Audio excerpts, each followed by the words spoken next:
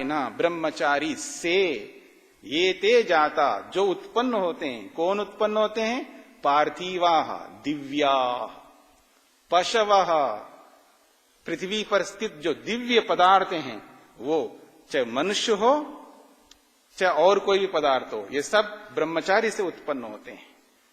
पशव, पशु भी ब्रह्मचारी से उत्पन्न होते हैं।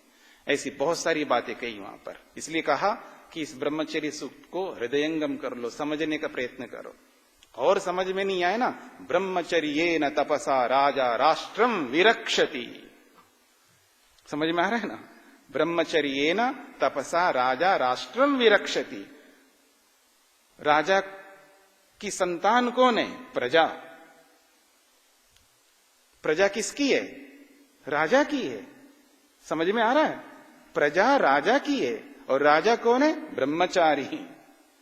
ब्रह्मचर्येन तपसा राजा राष्ट्रम विरक्षति।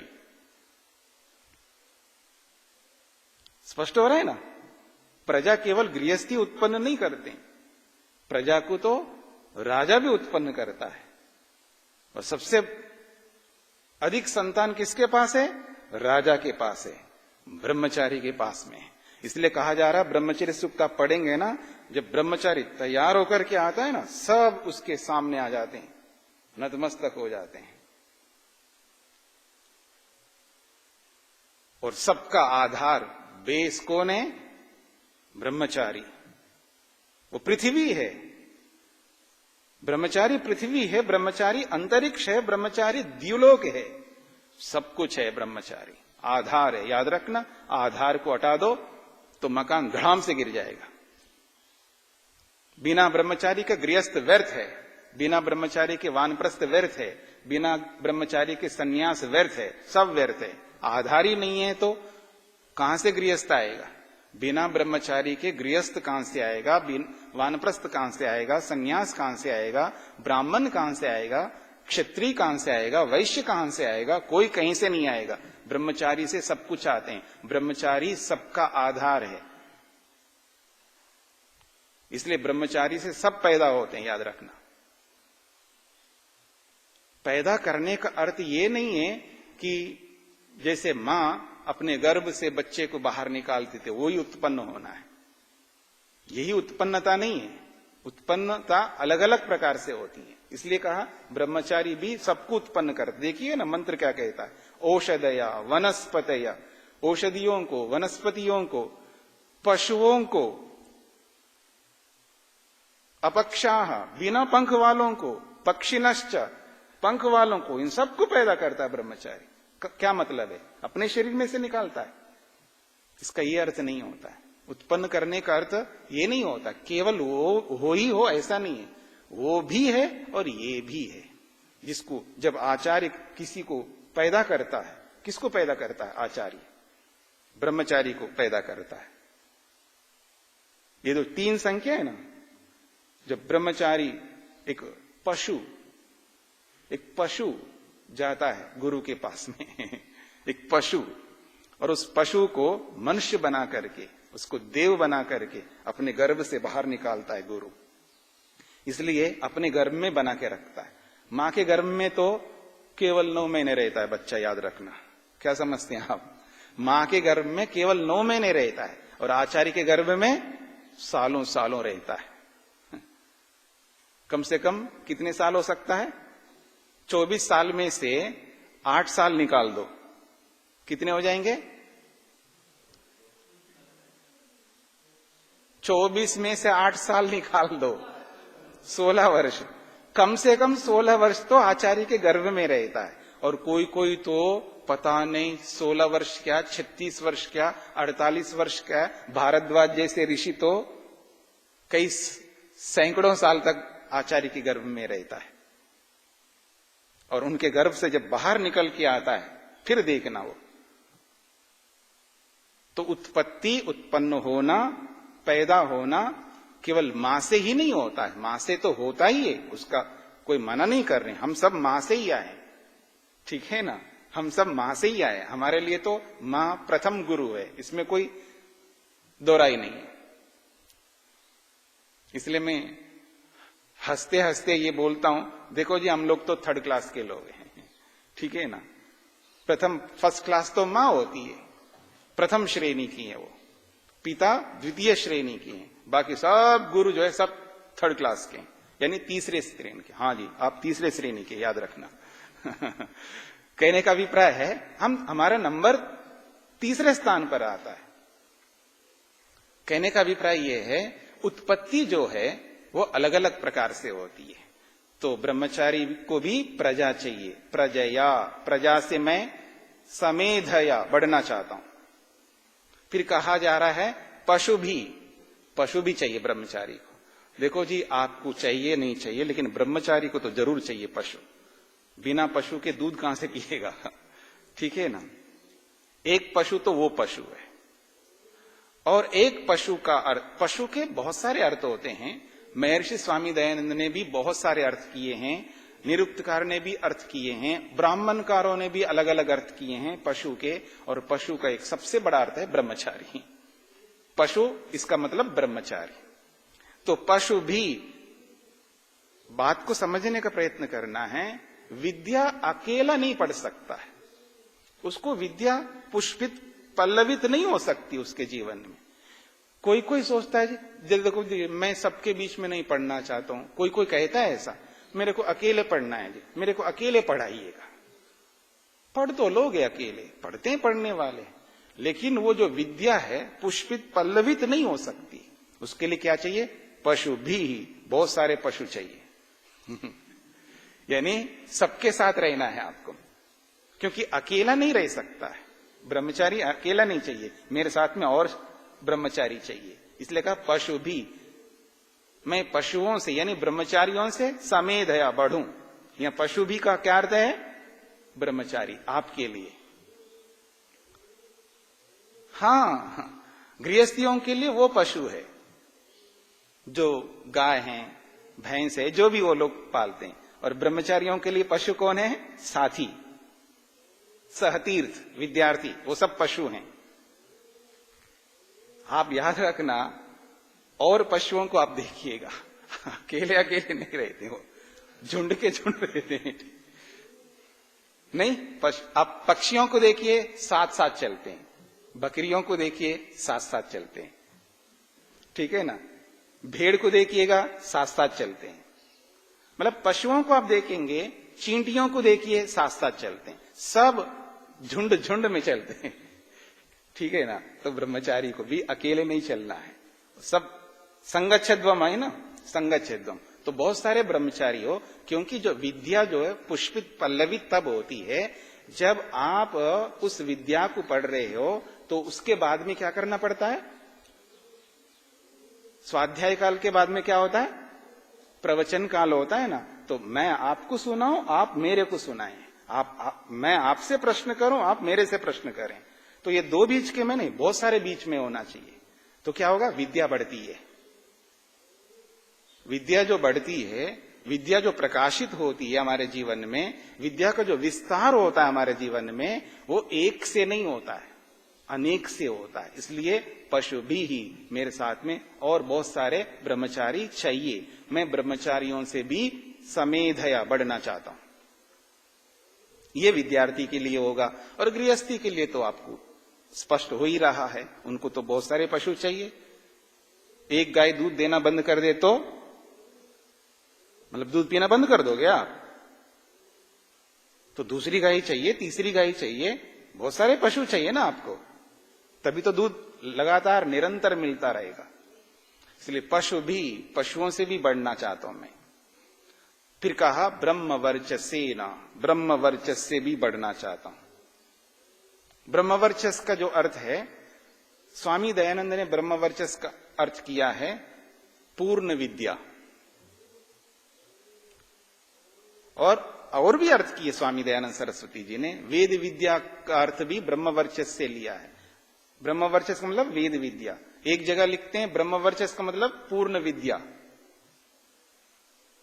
और उपनिषदकारों ने और ब्राह्मण ग्रंथकारों ने तो ब्रह्म वर्चस का अर्थ सोमा शुक्रम वा ब्रह्म वर्चसम, ये जो शुक्र है, ये जो वीर्य है, इसको भी ब्रह्म वर्चस कहते हैं। वीर्य, ये जो बिना वीर्य के कोई भी जीवन में आगे बढ़ नहीं सकता, तो इसलिए वीर्य भी चाहिए, ब्रह्मचर्य भी चाहिए। तो ब्रह्म वर्चसेना, मैं वीर्य से समेधया बढ़ना चाहता हूं, ब्रह्मचर्य से आगे बढ़ना चाहता हूं। फिर कहा अन्नाद्येन,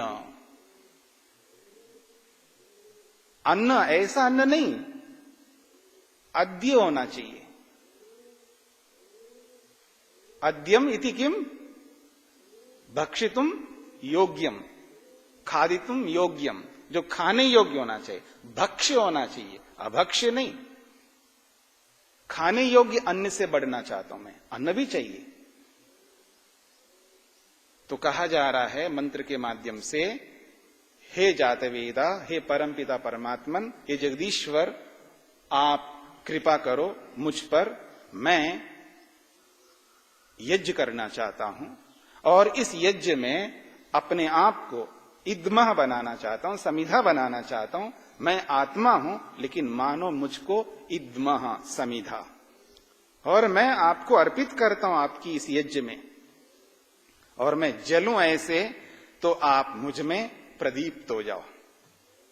मैं जब जलूंगा तो जलने का मतलब है ऐसा तप करूंगा, मैं ऐसा तप करूंगा, ऐसा पुरुषार्थ करूंगा, तब आप इध्यस्वा, प्रदीप्त होने लगते हो धीरे धीरे। जब अग्नि प्रज्वलित होती है ना, आराम से होती है, एकदम भोट अर्थ नहीं होता है, धीमे से प्रज्वलित होती है, प्रदीप्त, इसी का नाम है प्रदीप्त होना, धीरे से प्रदीप्त होता है। तो परमात्मा भी मेरी आत्मा में धीरे से प्रदीप्त होता है, इसलिए कहा वर्धस्व, और बढ़ो मुझ में,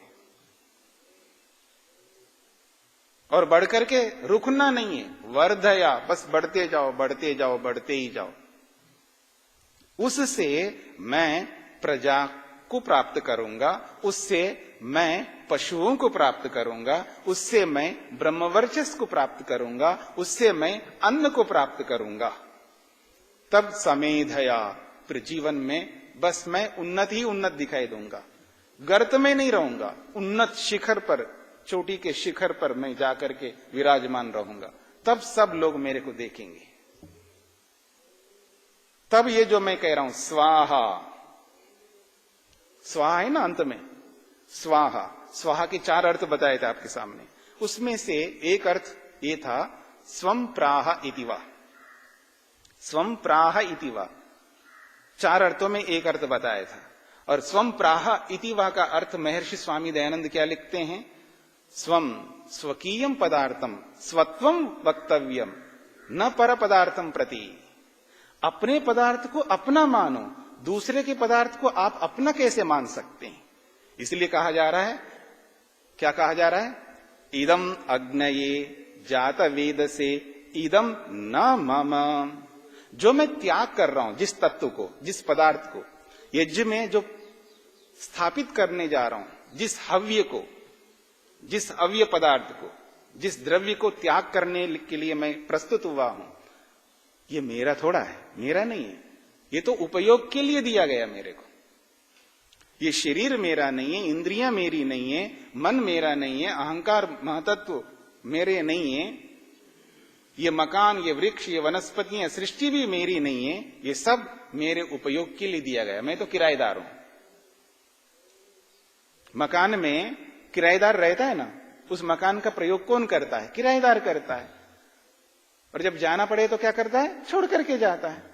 उसको पता है ना पहले से, किराएदार को जब आता है उस मकान में, जब उतरता है, उसको बिल्कुल उसका कॉन्सेप्ट, उसका जो सिद्धांत स्पष्ट रहता है, ये मेरा नहीं है, ये मेरा नहीं है, ये पहले से सिद्धांत स्पष्ट रहता है उसको। और जब छोड़ के जा रहा होता है, जब छोड़ना पड़ता है, उसको कोई दुख नहीं होता है, क्योंकि मेरा था ही नहीं।